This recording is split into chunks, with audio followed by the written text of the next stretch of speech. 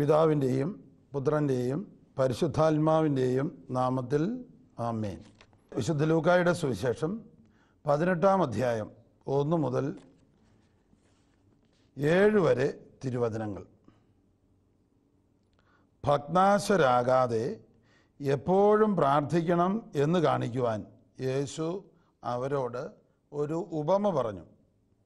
ദൈവത്തെ ഭയപ്പെടുകയോ മനുഷ്യരെ മാനിക്കുകയോ ചെയ്യാത്ത ഒരു ന്യായാധിപൻ ഒരു പട്ടണത്തിലുണ്ടായിരുന്നു.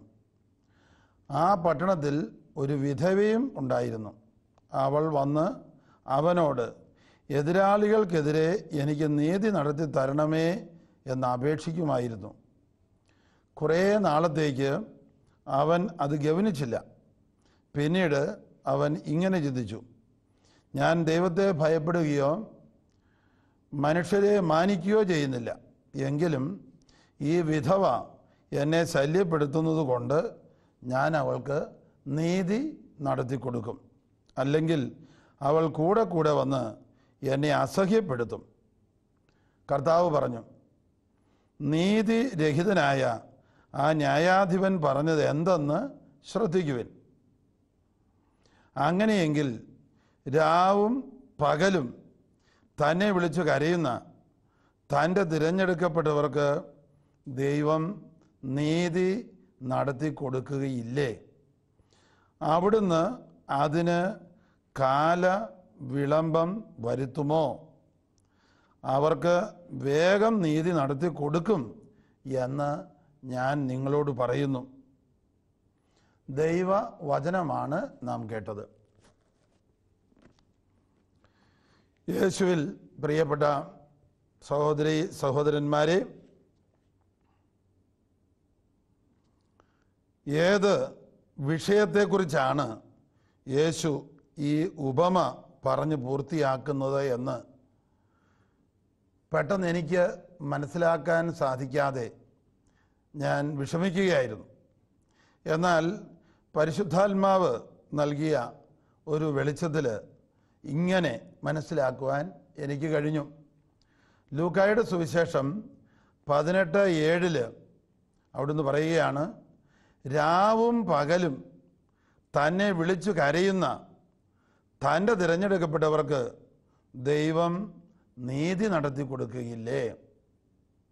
ലോകത്തിൽ എല്ലാ മനുഷ്യരും തങ്ങളുടെ കഷ്ടതകൾ നീങ്ങിപ്പോകണമേ എന്ന് പ്രാർത്ഥിക്കുവാൻ മടിക്കുകയില്ല.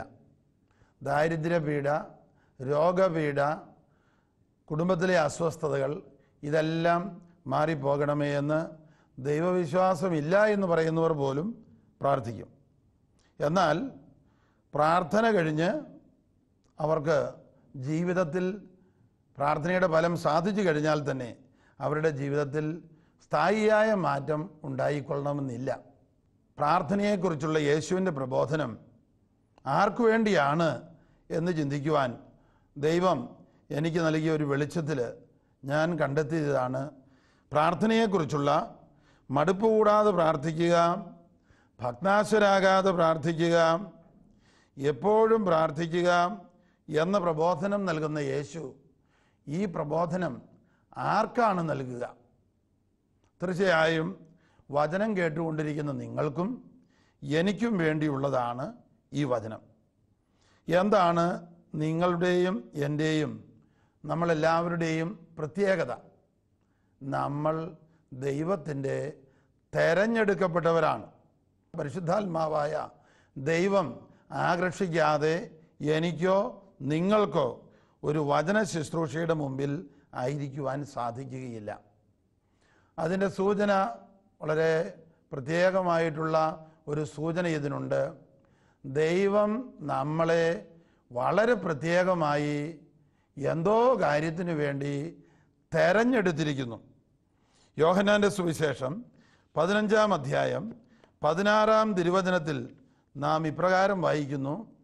യേശു അരുളി ചെയ്യുന്നു, നിങ്ങൾ എന്നെ തിരഞ്ഞെടുക്കുകയല്ല, ഞാൻ നിങ്ങളെ തിരഞ്ഞെടുക്കുകയാണ് ചെയ്തത്. എന്തിനു വേണ്ടിയാണ് ദൈവം നമ്മളെ തിരഞ്ഞെടുത്തിരിക്കുന്നത്? നിങ്ങൾ പോയി ഫലം പുറപ്പെടുവിക്കുന്നതിനും നിങ്ങളുടെ ഫലം നിലനിൽക്കുന്നതിനും വേണ്ടി ഞാൻ നിങ്ങളെ നിയോഗിച്ചിരിക്കുന്നു. തന്മൂലം നിങ്ങൾ എൻ്റെ നാമത്തിൽ പിതാവിനോട് ചോദിക്കുന്നത് എന്തും അവിടുന്ന് നിങ്ങൾക്ക് നൽകും. പിതാവിനോട് നാം എന്ത് ചോദിച്ചാലും അവിടുന്ന് തരും എന്ന് പറയുമ്പോൾ നാം ചോദിക്കുന്ന അപേക്ഷകൾ പരിശുദ്ധാത്മാവിനാൽ നയിക്കപ്പെടുന്ന, പരിശുദ്ധാത്മാവ് ഏറ്റവും പ്രധാനപ്പെട്ടത് എന്ന് മനസ്സിലാക്കി തരുന്ന കാര്യങ്ങൾക്ക് വേണ്ടിയായിരിക്കും നാം പ്രാർത്ഥിക്കുവാൻ പോകുന്നത്. കാരണം നമ്മൾ ദൈവത്തിൻ്റെ തിരഞ്ഞെടുക്കപ്പെട്ടവരാണ്. യേശു അരുളി ചെയ്യുന്നു, നിങ്ങൾ എന്നെ തിരഞ്ഞെടുത്തതല്ല, ഞാൻ നിങ്ങളെ തിരഞ്ഞെടുത്തതാണ്. എന്തിനു വേണ്ടി? വളരെ പ്രത്യേകമായ ഒരു പദ്ധതിക്ക് വേണ്ടി. നിങ്ങൾ പോയി ഫലം പുറപ്പെടുവിക്കണം. നിങ്ങളുടെ സ്വാർത്ഥതയുടെ കൂടാരത്തിൽ നിന്ന് പുറത്തേക്ക് പോയി അനേകരുടെ നന്മയ്ക്ക് വേണ്ടി, അനേകരുടെ രക്ഷയ്ക്ക് വേണ്ടി, അനേകരെ സമാധാനത്തിലേക്കും ആശ്വാസത്തിലേക്കും സൗഖ്യത്തിലേക്കും നിത്യജീവനിലേക്കും നയിക്കുന്ന കാര്യങ്ങൾക്ക് വേണ്ടി നിങ്ങൾ പ്രാർത്ഥിക്കണം. ഒരുപക്ഷെ ഈ പ്രാർത്ഥന ആരംഭിക്കുന്നത് നമ്മൾ ഓരോരുത്തരുടെയും ഒരു തകർച്ചയുടെ, ഒരു ദുഃഖത്തിൻ്റെ, ഒരു പരാജയത്തിൻ്റെ, ഒരു ബലഹീനതയുടെ മേഖലയിൽ നിന്നായിരിക്കാം. നമ്മുടെ തകർച്ച, നമ്മുടെ കഷ്ടത, നമ്മുടെ വേദന, നമ്മുടെ രോഗം, നമ്മുടെ കുടുംബത്തിലെ പ്രശ്നം തീർച്ചയായും നമ്മളെ അസ്വസ്ഥപ്പെടുത്തും, നമ്മളെ വേദനിപ്പിക്കും, നമ്മുടെ മനസ്സിനെ പീഡിപ്പിക്കും. ഇത് മാറിക്കിട്ടാൻ പ്രാർത്ഥിക്കുന്നതിനേക്കാൾ ഉപരി ഈ അവസ്ഥകളെ ഓർത്ത് ദൈവത്തെ സ്തുതിക്കുക എന്ന ഒരു പ്രബോധനം കഴിഞ്ഞ അനേക വർഷങ്ങളായി കേരള സഭയിൽ, ഭാരതസഭയിൽ വചന ശുശ്രൂഷകളിലൂടെ കർത്താവ് നൽകിക്കൊണ്ടിരിക്കുകയാണ്. നിങ്ങളുടെ ആകുലതകളും നിങ്ങളുടെ ഉത്കണ്ഠകളും നിങ്ങളുടെ പരാതികളും നിങ്ങളുടെ വേവലാതികളും എന്നെ ഏൽപ്പിക്കുക. നിങ്ങളുടെ ഇപ്പോഴത്തെ അവസ്ഥാവിശേഷങ്ങളെക്കുറിച്ച്, ദുഃഖ അവസ്ഥകളെക്കുറിച്ച് പ്രത്യാശയിൽ ദൈവത്തെ സ്തുതിച്ച്, ഇതുപോലെ മാനസിക പീഡയോ സാമ്പത്തിക തകർച്ചയോ കുടുംബ തകർച്ചയോ അനുഭവിക്കുന്ന അനേകായിരങ്ങൾക്ക് വേണ്ടി കൂടെ പ്രാർത്ഥിക്കുക. എന്താണ് നമ്മൾ പ്രാർത്ഥിക്കുക? നമുക്ക് വേണ്ടിയും മറ്റുള്ളവർക്ക് വേണ്ടിയും പ്രാർത്ഥിക്കുമ്പോൾ പ്രഥമത നമ്മൾ പ്രാർത്ഥിക്കുവാൻ ദൈവം ഇഷ്ടപ്പെടുന്നൊരു കാര്യമാണ് പാപമോചനത്തിനു വേണ്ടി പ്രാർത്ഥിക്കുക. ദൈവമേ, ഞങ്ങളുടെ മേൽ കരുണയായിരിക്കണമേ. ഞങ്ങളുടെയും ഞങ്ങളുടെ കുടുംബാംഗങ്ങളുടെയും ഞങ്ങളുടെ പൂർവികരുടെയും പാപങ്ങൾ ക്ഷമിക്കണമേ. അതോടൊപ്പം ഞങ്ങളെപ്പോലെയുള്ള അനേകായിരങ്ങളുടെ മേൽ കരുണയായിരിക്കണമേ. അവർക്ക് വേണ്ടിയും കർത്താവായ യേശു കുരിശിൽ പീഡ സഹിച്ച് പാപപരിഹാര ബലിയായി തീർന്നതാണല്ലോ. ആകയാൽ ദൈവമേ, പിതാവേ, ഞങ്ങൾ പ്രാർത്ഥിക്കുന്നു, ഞങ്ങളുടെ മേലും അനേകായിരങ്ങളുടെ മേലും കരുണയായിരിക്കണമേ. പാപം ക്ഷമിച്ച് പരിശുദ്ധാത്മാവ് കൊണ്ട് നിറയ്ക്കണമേ. എന്താണ് പരിശുദ്ധാത്മാവ് കൊണ്ട് നിറയ്ക്കണമേ എന്ന് നാം പ്രാർത്ഥിക്കണമെന്ന് ദൈവം അഭിലഷിക്കുന്നത്? 8500ഓളം ബൈബിൾ വാഗ്ദാനങ്ങളിൽ, ബൈബിളിൽ കൊടുത്തിട്ടുള്ള വാഗ്ദാനങ്ങളിൽ ഏറ്റവും പ്രധാനപ്പെട്ട ഒരു വാഗ്ദാനമാണ് ജോവേൽ പ്രവാചകനിലൂടെ ദൈവം വാഗ്ദാനം ചെയ്തത്. ജോവേൽ 2:28-32 നാം വായിക്കുന്നു, അവസാന നാളുകളിൽ ദൈവം തിരഞ്ഞെടുത്ത നാളുകളിൽ അവിടുന്ന് ഇങ്ങനെ ചെയ്യും. അവിടുന്ന് എല്ലാ മനുഷ്യരുടെ മേലും എൻ്റെ ആത്മാവിനെ വർഷിക്കും, പരിശുദ്ധാത്മാവിനെ വർഷിക്കും. നിങ്ങളുടെ യുവതി യുവാക്കൾ പ്രവചിക്കും, വചനപ്രഘോഷകരാകും, വചനം പങ്കുവെച്ചു കൊടുക്കുന്നവരാകും. നിങ്ങളുടെ യുവതി യുവാക്കൾ പ്രവചിക്കും. ഹല്ലേലൂയ, യേശുവേ സ്തോത്രം, ഹല്ലേലൂയ, യേശുവേ നന്ദി, ഹല്ലേലൂയ, ഹല്ലേലൂയ. ദൈവം പരിശുദ്ധാത്മാവിനെ വാഗ്ദാനം ചെയ്യുകയാണ്. ഇതുപോലെ മധുര മനോഹരമായ അനന്തശക്തി ഉള്ള 8500ഓളം വാഗ്ദാനങ്ങളുണ്ട്. യേശു അരുളി ചെയ്തു, നിങ്ങൾ എൻ്റെ നാമത്തിൽ പിതാവിനോട് ചോദിക്കുന്നതെല്ലാം നൽകപ്പെടും. യേശുവിൻ്റെ നാമത്തിന് അനന്ത യോഗ്യതയുണ്ടെന്ന് നമ്മൾക്കറിയാം. യേശുവിൻ്റെ മുഴുവൻ ജീവിതത്തിൻ്റെ യോഗ്യതയാണത്. പിതാവിൻ്റെ ഇഷ്ടം നിറവേറ്റാൻ വേണ്ടി മനുഷ്യാവതാരം ചെയ്ത് കുരിശിൽ തൂങ്ങി പീഡ സഹിച്ച് മരിച്ച് ഉയർത്തെഴുന്നേറ്റവൻ്റെ നാമമാണത്. എല്ലാ നാമത്തെയും കാൾ വലുതായ നാമമാണത്. ആ നാമത്തിൽ എല്ലാ മുഴങ്കാലുകളും മടങ്ങും എന്ന് ഫിലിപ്പിയാക്കാർക്ക് എഴുതിയ ലേഖനം 2-ാം അധ്യായം 10, 11 വചനങ്ങളിൽ പറഞ്ഞിട്ടുണ്ട്. എന്തു മുഴങ്കാലുകളാണ് മടങ്ങുക? സ്വാർത്ഥതയുടെ മുഴങ്കാലുകൾ, പൈശാചിക ബന്ധനത്തിൻ്റെ മുഴങ്കാലുകൾ, വെറുപ്പിൻ്റെ മുഴങ്കാലുകൾ, ക്രൂരതയുടെ മുഴങ്കാലുകൾ, ഇതെല്ലാം മടങ്ങും. രോഗപീഠകളുടെ മുഴങ്കാലുകൾ അത് മടങ്ങും. യേശുവിൻ്റെ നാമം നമ്മൾ വിളിച്ചപേക്ഷിക്കുമ്പോൾ, യേശുവിൻ്റെ നാമത്തിൽ പിതാവിനെ നമ്മൾ സ്തുതിക്കുമ്പോൾ നമ്മുടെയും അനേകം പേരുടെയും ബന്ധനങ്ങൾ വിട്ടുമാറുവാൻ ദൈവം ഇടവരുത്തും. ഹല്ലേലൂയ. യേശുവേ നന്ദി, യേശുവേ സ്തോത്രം, യേശുവേ നന്ദി. ഹല്ലേലൂയ. ഒരു പട്ടണത്തിൽ നീതിരഹിതനായ ഒരു ന്യായാധിപൻ ഉണ്ടായിരുന്നു. ആ പട്ടണത്തിലെ ഒരു വിധവ തനിക്ക് നീതി നടത്തി തരണം എന്ന് പല പ്രാവശ്യം, എതിരാളികൾക്കെതിരെ തനിക്ക് നീതി നടത്തി തരണമെന്ന് പല പ്രാവശ്യം ആ ന്യായാധിപൻ്റെ അടുത്ത് എന്ന് പറഞ്ഞെങ്കിലും അയാൾ അത് ഗവനിച്ചില്ല. എങ്കിലും ഇവൾ വീണ്ടും വീണ്ടും അയാളുടെ അടുത്ത് ചെന്ന് അയാൾക്കൊരു ശല്യം പോലെ ആകുന്നത് പോലെ വന്നപ്പോൾ അയാൾ പറഞ്ഞു, ഞാനോ ദുഷ്ടനായ ഒരു ന്യായാധിപനാണ്, ഞാനോ നീതിരഹിതനായൊരു വ്യക്തിയാണ്, എങ്കിലും ഇവൾ എന്നെ വന്ന് ശല്യപ്പെടുത്തുന്നത് ഒഴിവാക്കാൻ വേണ്ടി ഞാൻ ഇവൾക്ക് നീതി നടത്തി കൊടുത്തേക്കാം. ഈ ഉപമ പറഞ്ഞിട്ട് ഈശോ പറയുകയാണ്, അങ്ങനെയെങ്കിൽ സ്വർഗത്തിലുള്ള നമ്മുടെ പിതാവ് രാവും പകലും തന്നെ വിളിച്ചപേക്ഷിക്കുന്ന തൻ്റെ തിരഞ്ഞെടുക്കപ്പെട്ടവർക്ക് നീതി നടത്തി കൊടുക്കാതിരിക്കുമോ? അനീതി നീക്കിക്കളയാതിരിക്കുമോ? എന്താണ് നമ്മളെ പീഡിപ്പിക്കുന്ന അനീതി?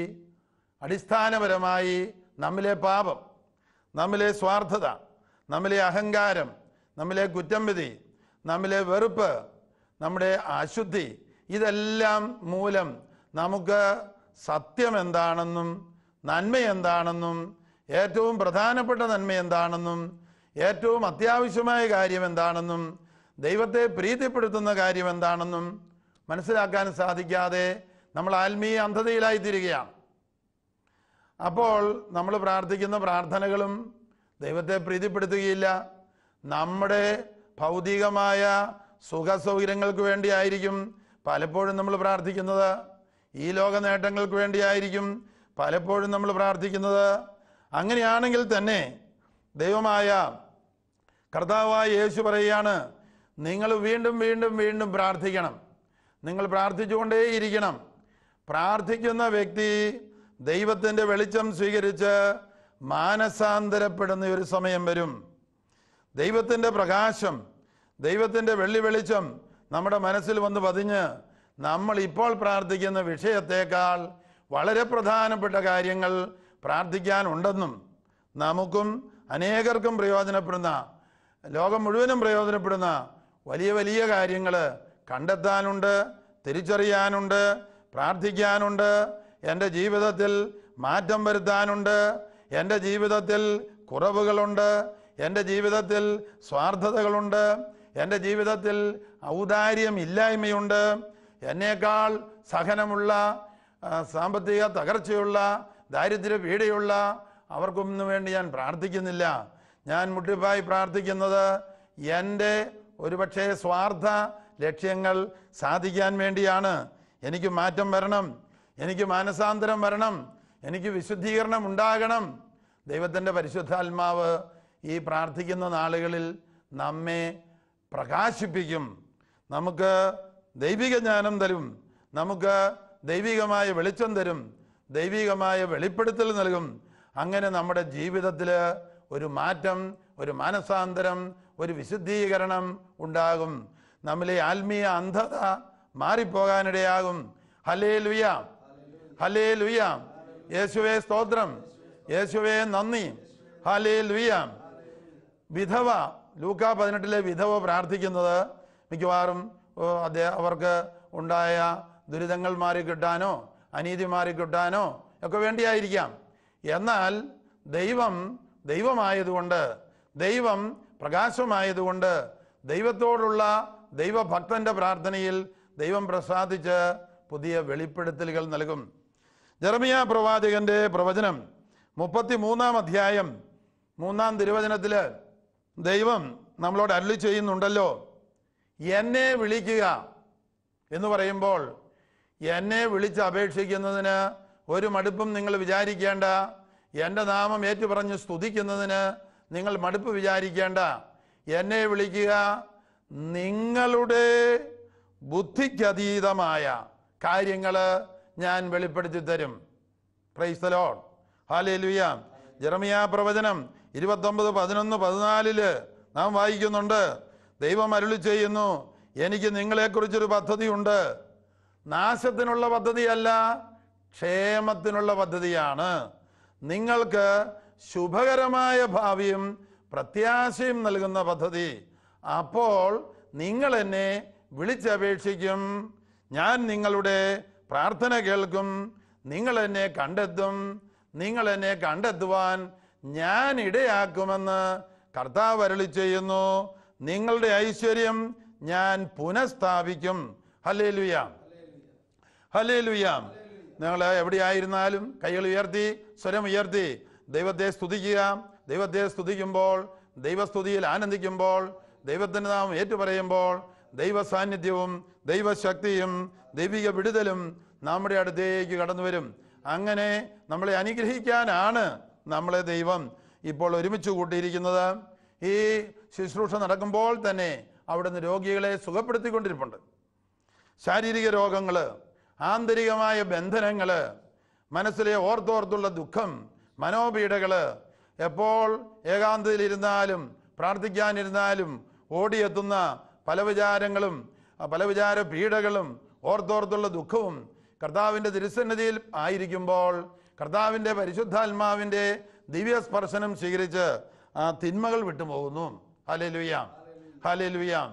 കോട്ടയിലും മുരിങ്ങൂരും ഞാൻ ആയിരിക്കുമ്പോൾ എൻ്റെ അടുത്ത് എന്നെ കാണാൻ വരുന്ന എല്ലാവരെയും തന്നെ അനേകം പേരെ ഞാൻ 1-2 മിനിറ്റ് നേരം കണ്ടു കഴിഞ്ഞ് വിശുദ്ധ കുർബാന എഴുന്നള്ളിച്ച് വെച്ചുള്ള ആരാധനയുടെ മുമ്പിൽ 1 മണിക്കൂർ പോയിരിക്കുക, അതിനുശേഷം തിരിച്ചു വന്ന് എന്നെ കാണുക എന്ന് പറയാറുണ്ട്. കാരണം 1 മണിക്കൂർ കഴിഞ്ഞ് വിശുദ്ധ കുർബാനയിൽ ഈശോയുടെ തിരുസാന്നിധ്യത്തിൻ്റെ മുമ്പിൽ അവർ ഏകാന്തതയിൽ, നിശബ്ദതയിൽ ആ തിരുവോസ്തിയെ നോക്കി, ഈശോയെ നോക്കി അവിടെ ഇരിക്കുമ്പോൾ ആ തിരുവോസ്തിയിൽ നിന്ന് യേശുവിൻ്റെ രക്ഷയുടെ ചൈതന്യം, പാപബന്ധനങ്ങൾ വിട്ടകലുന്ന ചൈതന്യം, തിന്മയുടെ ബന്ധനങ്ങൾ ഉരുകിപ്പോകുന്ന ചൈതന്യം, പരിശുദ്ധാത്മാവിൻ്റെ ഫലങ്ങൾ വന്നു നിറയുന്ന അനുഭവം അവർക്ക് ആ 1 മണിക്കൂർ കൊണ്ട് കിട്ടുന്നതായി എല്ലായ്പ്പോഴും ഞാൻ തിരിച്ചറിഞ്ഞിട്ടുണ്ട്.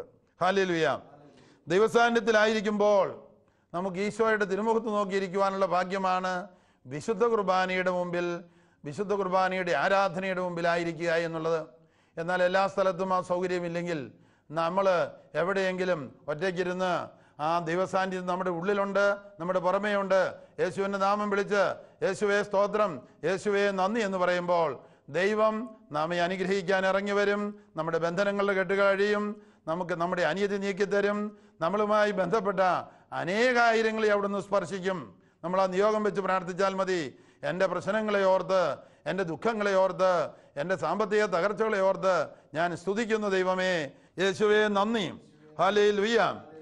എന്നിട്ട് നമ്മൾ പ്രാർത്ഥിക്കുകയാണ്, എനിക്ക് വേണ്ടി മാത്രമല്ല, എന്നേക്കാൾ തകർച്ചയുള്ള, എന്നെ പോലെ തകർച്ചയുള്ള അനേകായിരങ്ങൾക്ക് വേണ്ടി, അനേക ലക്ഷങ്ങൾക്ക് വേണ്ടി ഞാൻ പ്രാർത്ഥിക്കുന്നു. പാപം ക്ഷമിച്ച് പരിശുദ്ധാത്മാവ് കൊണ്ട് അവരെ നിറയ്ക്കണമേ, ദൈവസ്നേഹം കൊണ്ട് അവരെ നിറയ്ക്കണമേ. ബന്ധനങ്ങൾ മാറിപ്പോകട്ടെ, തിന്മകൾ വിട്ടുപോകട്ടെ, സ്നേഹവും ഐക്യവും ഉണ്ടാകട്ടെ, രോഗപീഠകൾ സുഖപ്പെടട്ടെ. പ്രിയപ്പെട്ടവരെ, 1 നിമിഷ നേരം കണ്ണടച്ചുകൊണ്ട് യേശുവിൻ്റെ സന്നിധിയിൽ ഇരുന്ന് കർത്താവായ യേശു നമ്മളെ തൊട്ട് അനുഗ്രഹിക്കുന്നത് കാണുക. അവിടുത്തെ പരിശുദ്ധകരം നമ്മുടെ മേൽ വെച്ചിരിക്കുന്നത് കാണുക. ശരീരത്തിനും മനസ്സിനും ആത്മാവിനും കുടുംബത്തിനും ഏറ്റവും സാമ്പത്തിക മേഖലയ്ക്കും ഏറ്റവും അത്യാവശ്യമായ അനുഗ്രഹം ഈ സമയത്ത് നമ്മുടെ അനന്ത സ്നേഹമുള്ള നന്മയായ അനന്തശക്തിയുള്ള കർത്താവ് ഇപ്പോൾ നൽകിക്കൊണ്ടിരിക്കുന്നു. കർത്താവായ യേശുവിൻ്റെ നാമത്തിൽ ബന്ധനങ്ങളെല്ലാം വിട്ടുപോകട്ടെ എന്ന് പ്രാർത്ഥിക്കുന്നു. പൗരോഹിത്യത്തിന് അവിടുന്ന് നൽകിയിരിക്കുന്ന അധികാരമുണ്ട്. ലൂക്കാ 10:1-2 12 അപ്പസ്തോലന്മാരെ വിളിച്ച് അവിടുന്ന് സകല പിശാചുക്കളുടെയും മേൽ, രോഗങ്ങളുടെ മേൽ അവർക്ക് അധികാരം കൊടുത്തു. രോഗങ്ങൾ സുഖപ്പെടുത്തുവാനും പിശാചുക്കളെ ബഹിഷ്കരിക്കുവാനും ദൈവരാജ്യം പ്രസംഗിക്കുവാനും ഈ അധികാരം അപ്പസ്തോലന്മാർക്ക് നൽകി, തിരുസഭയ്ക്ക് നൽകി, പൗരോഹിത്യത്തിന് നൽകി, വിശ്വസിക്കുന്ന എല്ലാവർക്കും നൽകിക്കൊണ്ടിരിക്കുന്നു. യേശുവിൻ്റെ നാമത്തിൽ ബന്ധനങ്ങൾ വിട്ടുപോകട്ടെ, പാപം നീങ്ങിപ്പോകട്ടെ, പരിശുദ്ധാത്മാവ് നിറയട്ടെ, രോഗപീഠകൾ നിർവീര്യമാകട്ടെ, ദൈവസ്നേഹം നിറയട്ടെ, ദൈവത്തിലുള്ള ആനന്ദം നിറയട്ടെ. യേശുവേ സ്തോത്രം. Hallelujah, hallelujah. വചനം കേട്ടുകൊണ്ടിരിക്കുന്ന പതിനായിരങ്ങളെ അനുഗ്രഹിക്കുന്ന കർത്താവേ, നിന്നെ ഞങ്ങൾ സ്തുതിക്കുന്നു, നിന്നെ ഞങ്ങൾ വാഴ്ത്തി പുകഴ്ത്തുന്നു. യേശുവേ സ്തോത്രം, യേശുവേ നന്ദി. സൗഖ്യം തിരിച്ചറിയുന്നവര്, കർത്താവിൻ്റെ അത്ഭുതങ്ങൾ തിരിച്ചറിയുന്നവര് മറ്റുള്ളവരെ അറിയിക്കുക. ഡിവൈൻ ധ്യാന കേന്ദ്രത്തിലെ TV ശുശ്രൂഷയെ അറിയിക്കുക. ദൈവം നിങ്ങളെ എല്ലാവരെയും സമൃദ്ധമായിട്ട് അനുഗ്രഹിക്കട്ടെ. പിതാവിൻ്റെയും പുത്രൻ്റെയും പരിശുദ്ധാത്മാവിൻ്റെയും നാമത്തിൽ ആമേൻ.